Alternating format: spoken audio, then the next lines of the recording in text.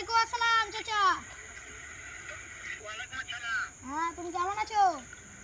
হ্যাঁ, ভালো আছি। তুমি কেমন আছো? আমি ভালো আছি।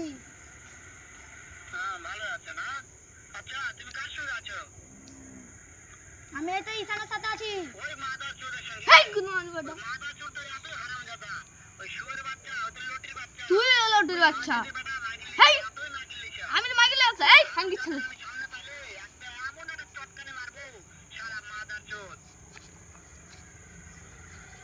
শোনো, তবে কি আছে? ওই মাদার চোদ ওই জায়গায় আছে নাকি? এ আমার সব শুনতেছে। ওই শালা চোদের বেটাকে শুনে শুনে আমি বেশি বলবো।